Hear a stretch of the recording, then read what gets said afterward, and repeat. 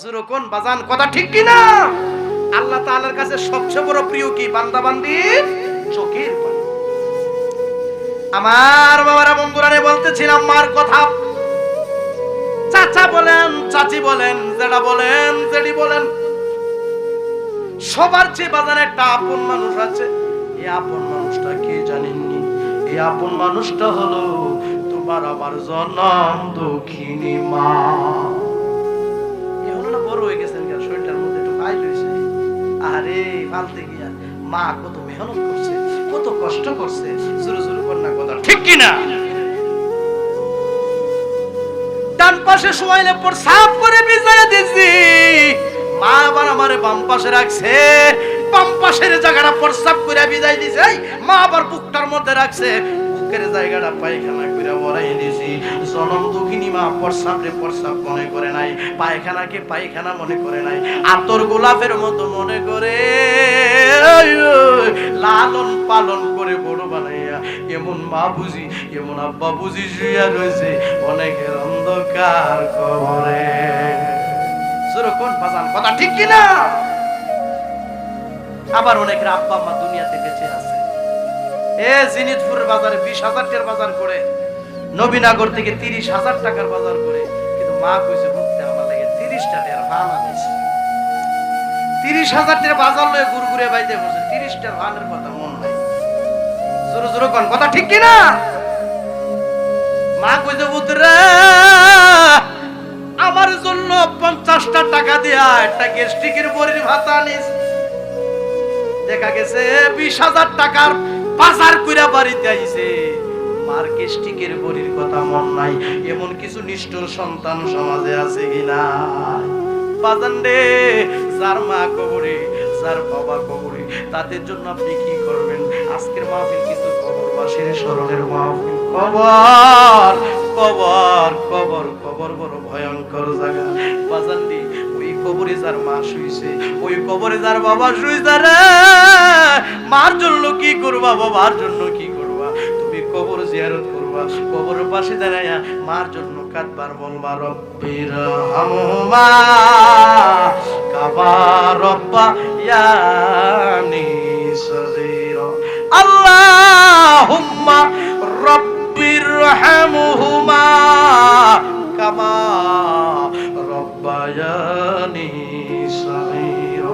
এই দোয়া পড়ে যদি কোনো নেক সন্তান কানবো, এই দোয়া পড়ে যদি কোনো নেক সন্তান কানবো, চোখের পানি ছাড়বো, চোখের পানির উসিলায় আমার আল্লাহ আব্বা আম্মার কবরের আযাব ক্ষমা করতে পারে কি পারে না? বর্তমান যুগে মা বাবার প্রতি অনেকে অবহেলা করে। আব্বাই বলি করেন না, আব্বারে ভালোবাসেন, মারে ভালোবাসেন। আব্বা আম্মার সাথে সৎ ব্যবহারের কথা বলছেন কে? আরো জোরে বলেন, কে বলছে? তাহলে আল্লাহর হুকুম আমরা মানার দরকার আছে কি নাই? আরো জোরে বলেন, দরকার আছে কি নাই? আরে এক ফুটা দুধের দাম, আরে কাটিয়া গায়ের ছাপ, পাপুস বানাইয়া দিলে ঋণীর সুদ হবে না।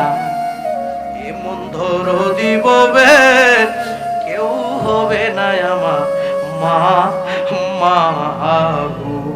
এমন ধরা দিববে কেউ হবে না আমার মা মাগো। এই মাঘ মায়া শীতের রাত্রে আমারে রাখছে মায়ের বুকে, দিয়া দিছে মায়ের হরণের ঈশান। আরে আমায় রাখিয়া শুকনা জায়গায়, হাইরে আমায় রাখিয়া শুকনা জায়গায়, ভিজা জায়গায় শুইছেন মাই। হাইরে এমন দরদি ববে কেউ হবে না আমার মা মাগো। এ বেপারি বাড়ির মানুষ,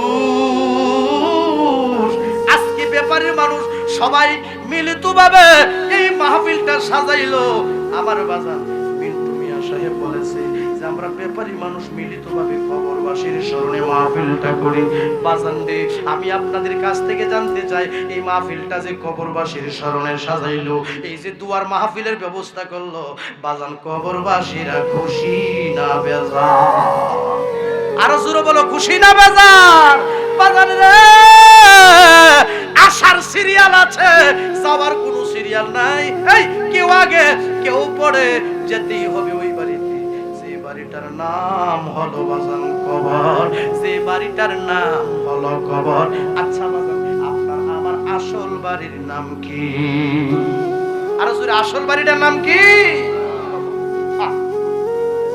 বাজান কষ্ট হচ্ছে আপনাদের এই মাহফিলের উসিলায়, এই কাজেরলা গ্রামের কবরস্থানের কবরে আযাব আমার আল্লাহ মাফ করতে পারে কি পারে না? কথা কই না বাজান, পারে কি পারে না?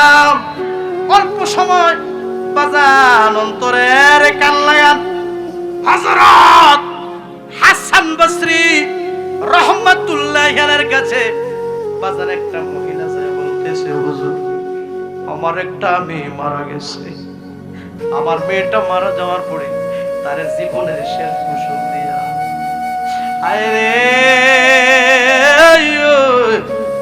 বাজার থেকে কাপড়ের কাপড় কিনাই না, তারে কাপড়ের কাপড় পরাইয়া দিছে, আতর গোলাপ তাকে ছিটাইয়া দিছে, ছিটাইয়া দিয়া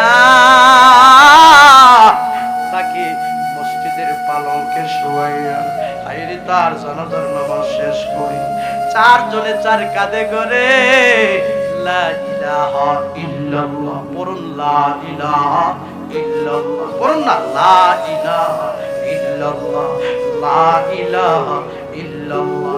এইভাবে আল্লাহর জিকির করতে করতে করতে করতে হুজুর আমার এই মেয়েটাকে কবরস্থানে নিয়ে গেছে। সবাই জবানটা খুলে কইতেন না সুবহানাল্লাহ, সবাই জবান খুলে বলুন আল্লাহু আকবার।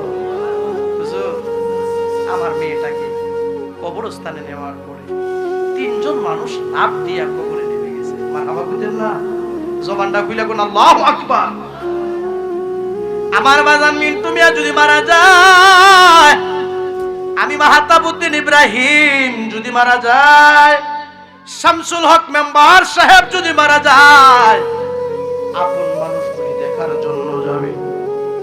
কেউ চলে যাবে কাফনের কাপড় কেনার জন্য, কেউ চলে যাবে বাঁশের জারে বাঁশ কাটার জন্য, কেউ চলে যাবে আতর গিলাপ কেনার জন্য, কেউ চলে যাবে কবরটাকে রেডি করার জন্য।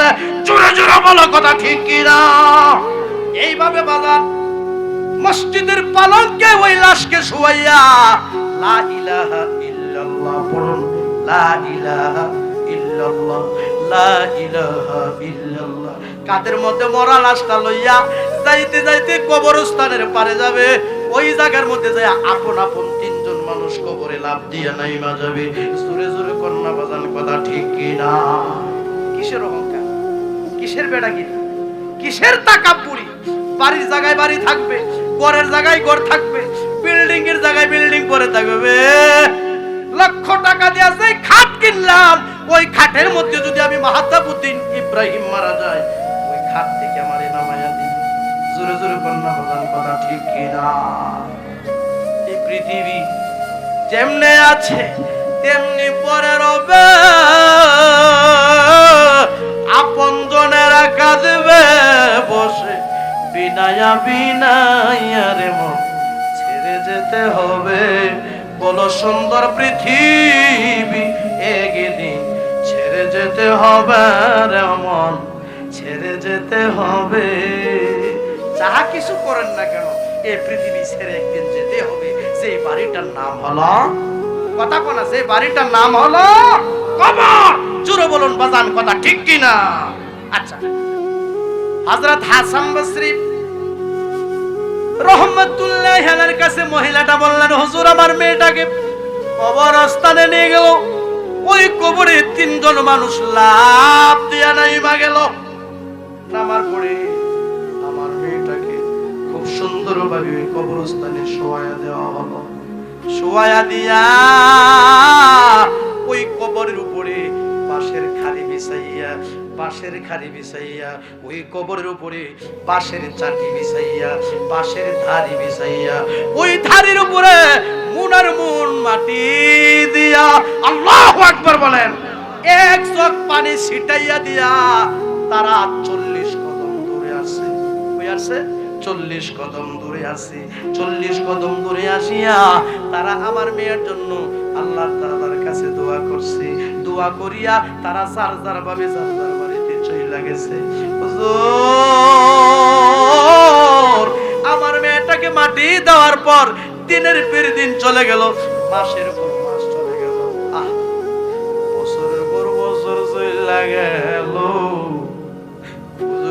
সবাই আমার মেয়েটাকে ভুলে গেছে, কিন্তু আমি জনম দুঃখিনী মা আমার মেয়েটাকে বলতে পারি না।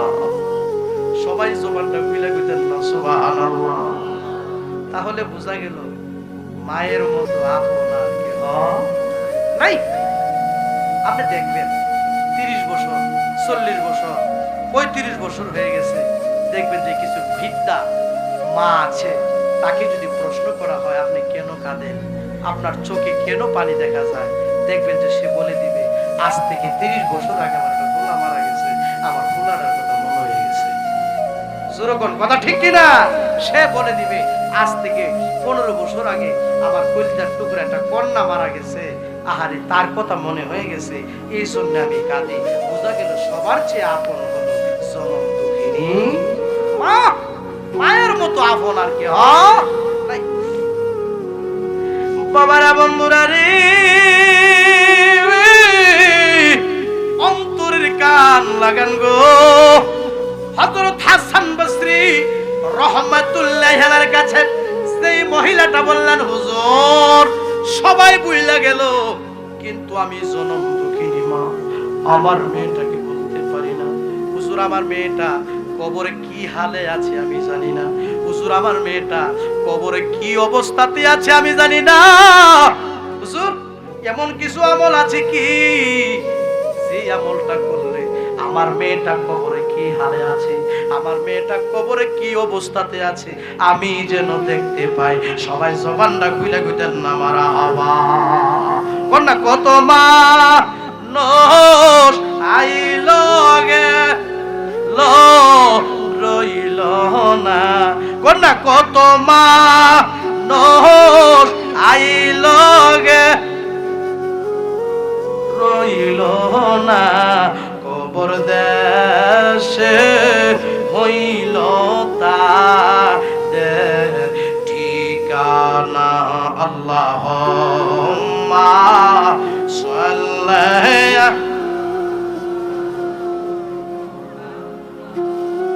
وعلى آل سيدنا وعلى آل سيدنا। বাজারে দেখছেন আমি কিন্তু শেষ পর্যায়ে চলে আসছি। অন্তরের কান লাগান। মহিলাটা বলছে আমার মেয়েটা কবরে কি হালে আছে কি অবস্থাতে আছে আমি জানি না। হুজুর এমন কিছু আমল আছে। হযরত হাসান বসরি মা গো তুমি একটা কাজ করো গো মা, তুমি বাড়িতে যাও। হুজুর আমি বাড়িতে যাই কি করব? ও তুমি ইশারের নামাজ আদায় করো। কিসের নামাজ? ইশারের। হুজুর ইশারের নামাজ যখন শেষ হয়ে যাবে হুজুর তারপরে আমি কি করব? মা গো মা ইশারের নামাজ শেষ হইলে তুমি 4 রাকাত নফল নামাজ পড়বা। কিসের নামাজ? নফল।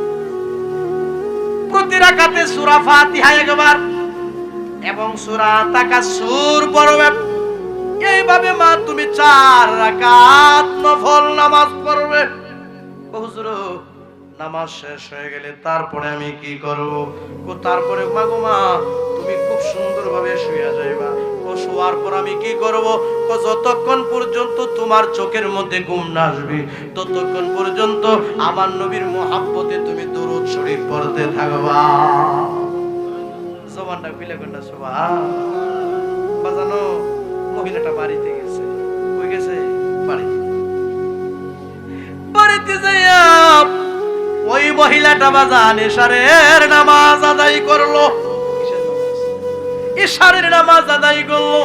ইশারের নামাজ যখন শেষ হয়ে গেল বাজান ওই মহিলাটা 4 রাকাত নফল নামাজ আদায় করছে।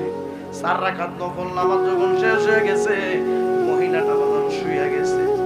শোয়ার পরে বাজান চোখের মধ্যে ঘুম আসে না। ওই মহিলাটা শুধু নবীর মহাব্বতে দুরূদ শরীফ পড়তেছে। সবাই জবানটা খুলে কইতেন না সুবহানাল্লাহ। বাজানে রে ও কাজাল্লা গ্রামের মানুষ, নবীর মহাব্বতে দুরূদ শরীফ পড়তে পড়তে বাজান ওই মহিলাটা হঠাৎ করে বাজান ঘুমায়া গেছে।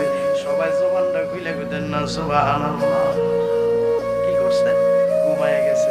ঘুমের পরে বাজান মহিলাটা একটা স্বপ্ন দেখছে। স্বপ্নে কি দেখছে জানেননি? স্বপ্নে দেখছে ওই মহিলাটার কন্যার কবরে, মানে ওই মহিলাটার মেয়ের কবরে জাহান্নামের আগুন দাউ দাউ করে জ্বলতেছে। বাজান রে, আমার বাজান মিন্টু মিয়া যদি দেখে মার কবরে আগুন, আমার বাজান মিন্টু মিয়া যদি দেখে বাবার কবরে আগুন, বাজান রে মনের জ্বালাটা পারবো না কমব। আরো জোরে পারবো না কমব। আমার বাবারা বন্ধুরা রে, মহিলাটার স্বপ্নে দেখছে মেয়ের কবরে আগুন, মানে আযাব হইতাছে, দাউ দাউ করে জাহান্নামের আগুন জ্বলতেছে। মহিলাটা বাজান স্বপ্নে হইরা মেয়েটার জন্য কাঁদে। কবরের আযাব যদি এই দুনিয়ার মানুষ দেখিত, কোনা করবা রে সারিয়া পাগল হইতো। আল্লাহর রাসূল বলেছেন জাহান্নামের আগুনকে, দুজকের আগুনকে 1000 বছর তাপ দেওয়ার পরে বাজান লাল একটা কালার হইছে, আর 1000 বছর তাপ দেওয়ার পরে এটা সাদা একটা বর্ণ হইছে, আর 1000 বছর তাপ দেওয়ার পরে এটা কালো একটা কালার হয়ে গেছে, মানে কালো। জাহান্নামের আগুন যদি কারো গায়ের মধ্যে লাগে রে, হাড়টা পর্যন্ত মোমের মতো গলে যাবে। জোরে জোরে বলো কথা ঠিক কিনা? আযাব যদি দুনিয়ার মানুষ দেখিত, হায়রে গরবারে সারিয়া পাগল হইতো, কোনা গরবারে সারিয়া পাগল। এই ব্যাপারী বাড়িতে অনেক মুরব্বী ছিল, আপনি দেখেন তাকায় অনেকে আজ দুনিয়াতে নাই।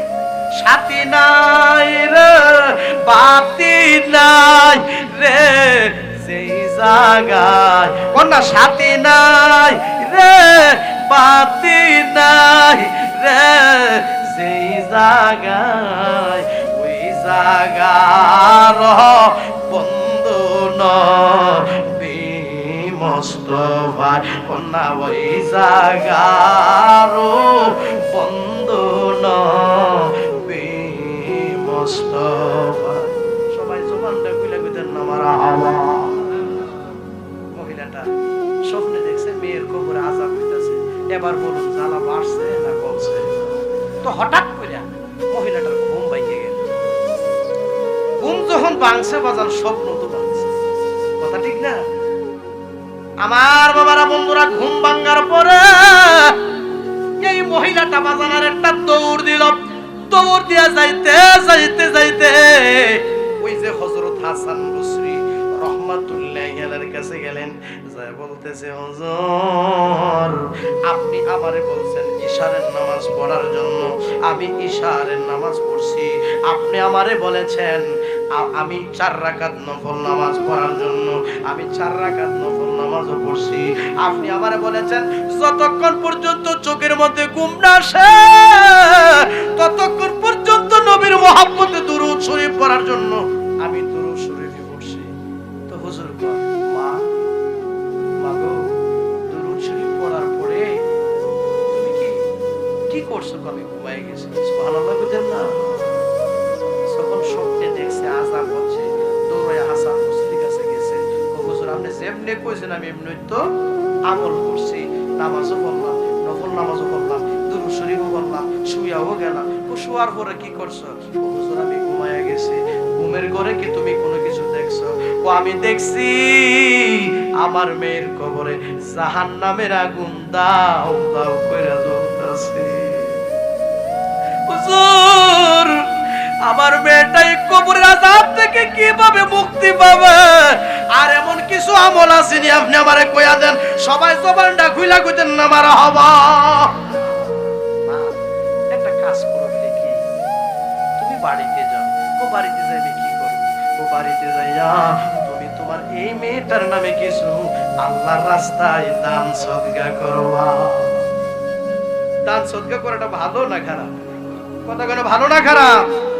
এই কাজের না ব্যাপারে বাড়ির মানুষ কেউ দিছে 10,000, কেউ দিছে 5,000, কেউ দিছে 20,000, কেউ দিছে 100, কেউ দিছে 200। তাবারুকের ব্যবস্থা করছে, দুয়ার মাহফিলের আয়োজন করলো। তারা এই যে দানটা করলো, বাজান দানটা ভালো না খারাপ? কবরবাসীরা বাজান খুশি না বেজার? আবার মাহফিলটা দিছে কবরবাসীর রূহের মাগফিরাত কামনায়। এই মাহফিলের উসিলায় এই কাজের না ব্যাপারে বাড়ির কবরস্থানের কবরের আযাব আমার আল্লাহ ক্ষমা করতে পারে কি পারে না? কবরবাসীকে স্মরণ করা কি আল্লাহ যেন তাদের কবরে শান্তি দান করে। জোরে কোন কথা ঠিক কিনা? আমার বাজান রে অন্তরের কান লাগান। হযরত হাসান বসরি রাহমাতুল্লাহি আলাইহি বলতেছেন, মা তুমি তোমার মেয়েটার নামে কিছু দান সদকা করো। মহিলাটা বাড়িতে গেছে, বাড়িতে যায়া মেয়েটার নামে বাজান কিছু দান সদকা কইরা দিছে। সুবহানাল্লাহ কইতেন না? আর এদিকে দিয়া হযরত হাসান বসরি রাহমাতুল্লাহি আলাইহি বাজান একটু শুইছে। শুয়ার পরে বাজান হাসান বসরি বাজান তিনি ঘুমায়া গেল। ঘুমের ঘরে বাজান তিনি একটা স্বপ্ন দেখছে। সবাই সুবহানাল্লাহ কইলা কইতেন না? সুবহানাল্লাহ। আমি আপনাদের কাছ থেকে জানতে চাই, প্রথম স্বপ্নটা কারা জানে দেখছিল? মা। কারা দেখছে? স্বপ্নে কি দেখছে? মেয়ের কবর আযাব হইতাছে। কি হইতাছে? আযাব হইতাছে। এবার হযরত হাসান বসরি রাহমাতুল্লাহি আলাইহি তিনি শুনলেন। শোয়ার পরে তিনি ঘুমায় গেলেন। তিনি একটা স্বপ্ন দেখলেন। তিনি স্বপ্নে কি দেখছে জানেন নি বাজান? তিনি স্বপ্নে দেখছে একটা বেহেশতের বাগান দেখা যায়। বাজানে রে ও কাজের না ব্যাপারী বাড়ির মানুষ, আমি খুশি হয়েছি কবরবাসীর রূহের মাগফিরাত কামনায় আজকের এই মাহফিল সাজাইছো। এই মাহফিলের উসিলায় তোমার বাবা মা বংশের কবরের আযাব আমার আল্লাহ ক্ষমা করতে পারে কি পারে না? বাজান রে এই দিক দিয়া হযরত হাসান বসরি স্বপ্নে দেখছে একটা বেহেশতের বাগান দেখা যায়। বেহেশতের বাগানের ভিতরে বাজান একটা মেয়ে ঘোরাফেরা করতেছে, আনন্দ করতেছে। সুবহানাল্লাহ। তো হযরত হাসান বসরি বাজান, হযরত হাসান বসরি মেয়েটাকে ডাক দিয়া কয়, এই মেয়ে স্বপ্নে তুমি কে? সুবহানাল্লাহ কইতেন না? এই মেয়ে তোমার পরিচয় কি? হুজুর আপনি আমারে চিনছেন না? আমি হইলাম ওই মহিলার কন্যা যেই মহিলা আপনার কাছে গিয়ে আমার লাগি দোয়া চাইছিল। আরে আরে আরে তোমার কবর না আযাব হইছিল? তুমি না জাহান্নামে ছিলে? তুমি আবার জাহান্নাম থেকে জান্নাতে কেমনে আইলা? তাহলে বোঝা গেল কোন মানুষের কবর আযাব হইলে এই আযাবটা আল্লাহ মাফ করে দিয়া আমার মাওলার জান্নাত দেওয়ার ক্ষমতা আছে কি নাই? জোরে জোরে কোন আছে কি নাই? মেয়েটারে ডাক দিয়া ঘুমে, তুমি না জাহান্নামে ছিলা, জাহান্নাম থেকে জান্নাতে কেমনে আইলা? মনোযোগ। মেয়েটা কইতাছে, হুজুর আমার কবরে যে আযাব হইছিল কথাটা সত্য। কথাটা কি সত্য? আমার কবরে যে আগুন জ্বলছিল কথাটা সত্য। শুধু আমি না, আমরার এই কবরস্থান, আপনাদের ব্যাপারী বাড়ির গুরুস্থানটা কোন দিকে? পূর্ব দিকে না? আমরার এই গুরুস্থানে, আমরার এই কবরস্থানে শুধু আমি না, আরো 70,000 দাফনকৃত মৃত ব্যক্তি ছিল। তারার কবর আযাব চলছিল, তারার কবর জাহান্নামের আগুন জ্বলছিল। হুজুর হুজুর আনন্দের বিষয় হলো আজকে আমাদের এই কবরস্থানের পাশে দিয়া একজন আশিক রাসূল হাইটা যাওয়ার সময় আমরা লেগে দোয়া করছি। আজকের মাহফিল দুয়ার মাহফিল, আজকের মাহফিল কবরবাসীর স্মরণের মাহফিল। মেয়েটা হুজুর ৭০,০০০ দাফনকৃত মৃত ব্যক্তি ছিল, তাদের কবর আযাব চলছিল, আমার কবর আযাব চলছিল। আমাদের সৌভাগ্য হলো আজকে আমাদের এই কবরস্থানের পাশে দিয়া একজন আশিক রাসূল হাইটা যাওয়ার সময় কবর পারে দাঁড়ায়া নবীর মহব্বতে দরুদ শরীফ পড়ছে। শুধু তাই নয়, তিনি তার কবরবাসীর রূহের মাগফিরাত কামনায়, সুবহানাল্লাহ কইতেন না, কবরবাসীর রূহের মাগফিরাত কামনায় তিনি তা ইসালে সাওয়াব করেছেন। আমার আল্লাহ আল্লাহর রাসূলের দরুদ শরীফ কবুল করেছেন। আর এই দরুদ শরীফের ওসিলা আমার আল্লাহ আমারে সহ ৭০,০০০ দাফনকৃত মৃত ব্যক্তি যারা ছিল তাদেরকে সহ আমাদের আযাবটা মাফ কইরা দিয়া, আগুনটা বন্ধ কইরা দিয়া আল্লাহ আমরারে জান্নাত দান কইরা দিছে। নারে তাকবীর, নারে